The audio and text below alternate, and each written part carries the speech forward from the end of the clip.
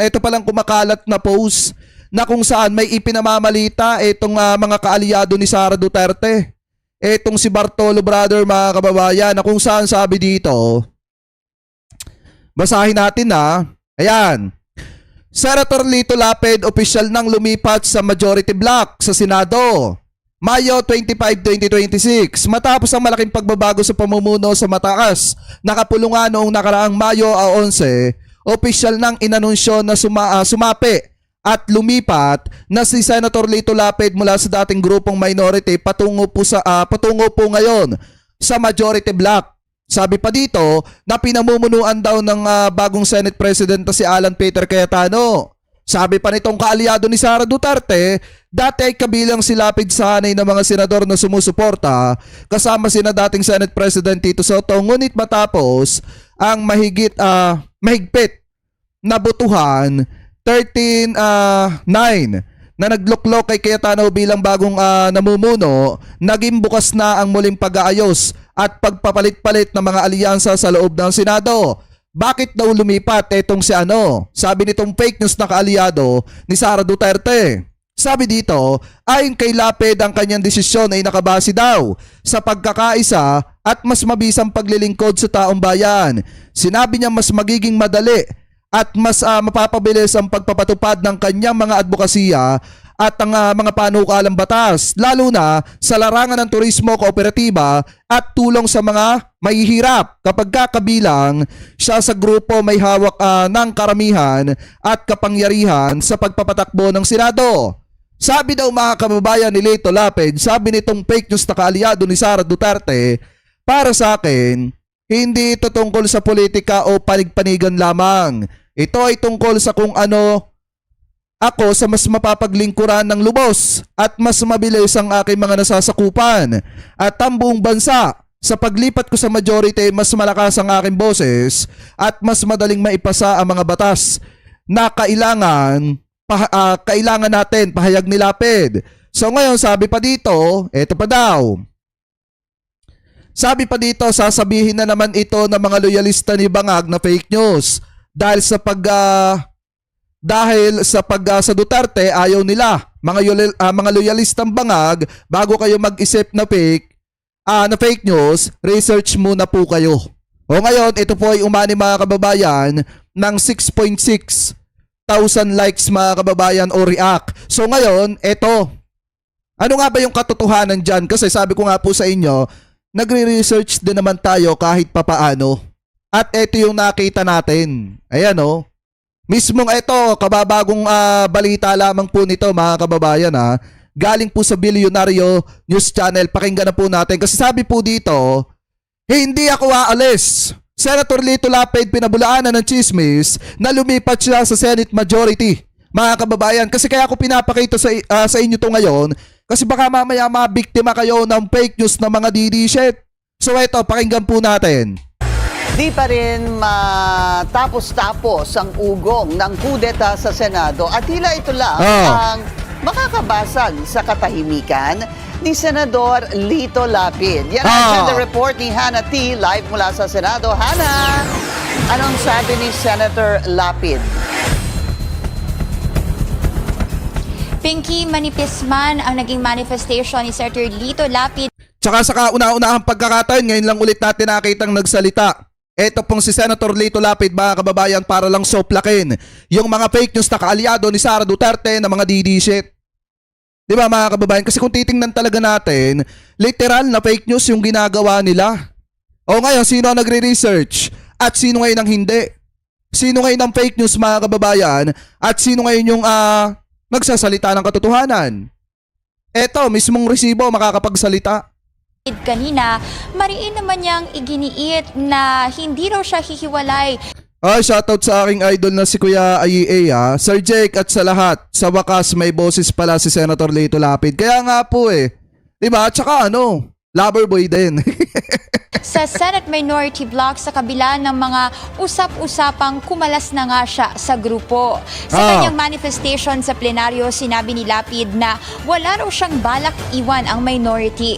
Kasunod yan ang kamayan nila ni Senator Rodante Marcoleta kahapon nang sabihin ni Marcoleta na hindi raw suportado ni Lapid ang mosyon ni Senator Mig Zubiri. Yan ang pagpapatanggal sa Senate records ng video na inaakusa ni Senator Amy Marcos ang mga kapwa mambabatas pagdating sa usapang nilulutong term extension umano ng Marcos Jr. administration para mapigilan ang 2028 presidential bid ni VP Sara. Kaliwanagan lang po, manifestation lang. Tungkol po yung nangyari kahapon at marami po kumakalat sa social media na ako'y lumipat na sa majority. Hindi po totoo yan. Ano? Nanatili po ako sa minority. Ano kaya masasabi ng mga vlogger ni Sara Duterte na fake news peddler? Yung mga nagpapakalat ng kung ano-anong maling impormasyon, di ba kayo nahihiya sa mga sarili nyo? Alam nyo, dapat pagkaganyan na napatunayang fake news na yung pinamamalita ninyo, dapat dinidelete nyo na yung page nyo. Di ba? Kasi wala namang kwenta yung mga pinagsasasabi nyo. Ang dami yung taong pinapapaniwala. Ito na nga isang patunay mga kababayan, no? Fake news. Yung ipinamamalita ng mga vlogger na sumusuporta kay Sara Duterte. Di ba? Para lang pag-away-awayan yung mga nasa minority at para batikusin ng taong bayan si Senator Lito Lapid. Wala naman palang katotohanan yung pinamamalita nyo. Siguro mga kababayan, funded to ni Pokemon. Di ba? Siguro mga kababayan, funded to ni Pokemon. Kaya kung ano-anong pinamamalita ng mga influencer na to. Anyway, tuloy pa natin. Group. At hindi po ako alis dito. At yung pong motion ni Senator Zubiri kahapon ay sinusuportahan ko po. Hindi ko lang po ako nakapagsalita kahapon. Kala ko may botohan. Ngayon pala wala naman. Hiling ko lang po dito sa Senado. Sana magkaisa tayo. Tama. Binanggit din ni Lapid na may mga paring nasa loob ng sesyon, kaya umaasa raw siya na maipagdarasal ang pagkakaisa ng mga senador at maibalik ang dangal ng institusyon. Agara namang mainit na tinanggap ni Senate President Alan Peter Cayetano ang manifestation ni Lapid at kahit wala raw siya sa majority, malapit naman sa puso nila ang kapwa senador. Nilinaw din ni SP Alan na wala raw siyang naririnig na anumang paglilimita sa galaw ng media sa loob ng Senado. Matapos kasi ng pagsulpot ni Senator Bato de la Rosa rito noong May 11 at ang putukan noong May 13, kapansin-pansing limited ang movement ng Senate media, partikular sa 6th floor. Wala raw bagong rule kaugnay nito pero nanawagan din ang Senate President na bigyan ng sapat na espasyo ang mga staff tuwing may sesyon. Pinky, ito na ang huling araw ng sesyon ngayong linggo dahil nga holiday bukas at nang unang tanungin natin si Senator Mig Zubiri kung posible pa ba itong pagbubuo nga ng koalisyon sa Senate minority lalo na't meron na lang silang around 5 days left before the Senate adjournment sa June 5. Sabi ni Senator Mig Zubiri, in the realm of politics, anything is possible. Pinky. Tama. Hana, may mga reaction na Lalo na mga kababayan, ito tandaan nyo lalo na kapag nakakulong yung iba mga senator dyan. Diba, biglang baba yung bilang ng Senate majority. Paano ba yan? Saan hihingi ng tulong si Pokemon ngayon? Kay Bulbasaur ba o kay Pikachu mga kababayan? Diba? Kaya nga kung titingnan natin, ngayon enjoyin lang nila yung pagiging majority.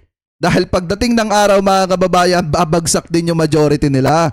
Dahil nga, marami talaga dyan mga senator ang makukulong. Marami dyan. ba dyan tungkol sa mga nakaambang posibleng plunder case, lalo na kay Senator Jinggoy Estrada?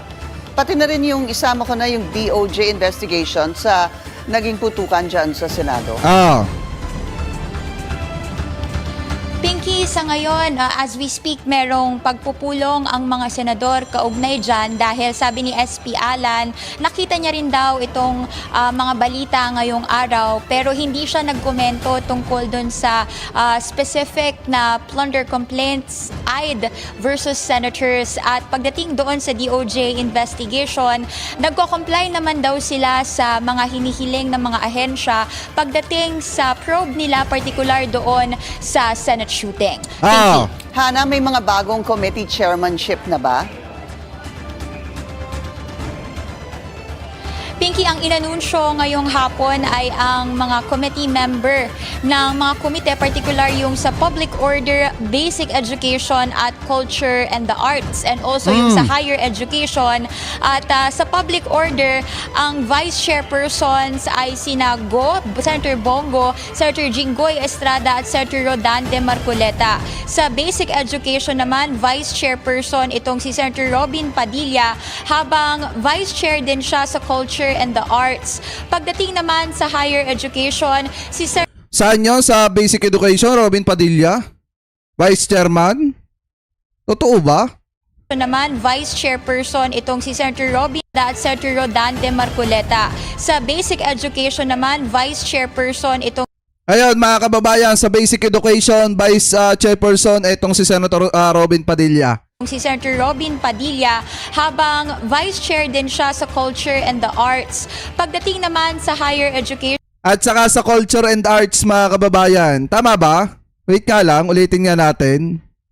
Nagulat lang ako. at Senator Rodante Marcoleta. Sa Basic Education naman, Vice Chairperson itong si Senator Robin Padilla, habang Vice Chair din siya sa Culture and the Arts. Pagdating naman sa Higher Education, si Senator Loren Ligarda ay Vice Chair at ex-officio member, at halos lahat sa Senate Majority ay meron ng committee memberships. Ngayong hapon kasama doon sa pinupulong Sabi dito, ano palalo na iambag ni Robin Dian? Wala nang ang silbi, di ba? Kaya nga po di ba nung hinawakan niyo yung information at saka yung mass media mga kababayan, wala siya atang naiambag dun eh. Kasi wala tayong nakita mga kababayan na na nagawa niya dun. Di ba? Paano pa kaya dito sa Basic Education? Siya pa ang ginawa mga kababayan, chairperson. Di ba, Vice Chairperson? Ano na lang mangyayari dyan? Kawawang mga kabataan. ay ang membership naman ng Senate Minority. Balik sa iyo, Pinky. Matanong ko na rin, Hana, kanina nagkaroon din ng light moment dyan, di ba, sa pagitan ni Senator Pia Cayetano at Senator Lito Lapid? Yes, Pinky. Sabi ni Senator Pia Cayetano, matapos nung short manifestation ni Senator Lapid, ay kahit daw at kahit daw miyembro itong si Lapid ng Senate Minority, ay pinapadalhan daw siya palagi ng suman at maha blanca. And right after that, everyone laughed within the Senate plenary, and this is the first time na merong light moment pagkatapos nung nangyaring Senate shooting.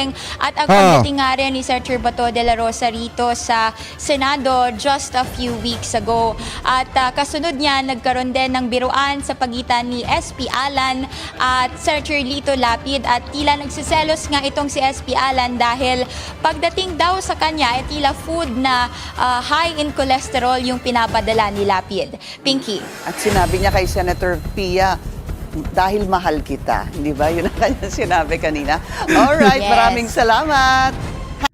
So, paano ba yan mga kababayan? Fake news na naman yung mga DD shit dyan. Yan ang isang patunay mga kababayan na talagang iba pa rin yung nagsasalita ng may backup kaysa dun sa nag-iimbento lang ng kwento para papaniwalain yung mga tao mga kababayan. So ngayon, ito siguro din yung dahilan mga kababayan kung bakit pinag-iinteresa na yung buhay ng mga PBBM, ng mga vlogger mga kababayan na sumusuporta sa gobyerno. Di po ba yung mga pro-government vlogger?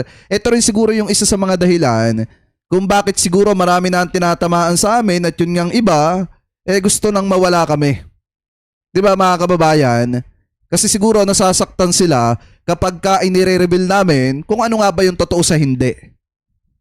Kaya siguro mga kababayan, pinag-iinteresan na nila yung buhay ng mga katulad namin. Anyway, mga kababayan, kayo po, kung kayong tatanungin, ano masasabi ninyo hinggil po dito sa mga topic na ito na tinalakay po natin? Ano po ang comment at opinion po ninyo hinggil po sa mga issue na ito na pinag-usapan po natin? So comment below na lamang po mga kababayan ha, kung ano po ang masasabi nyo hinggil po dito.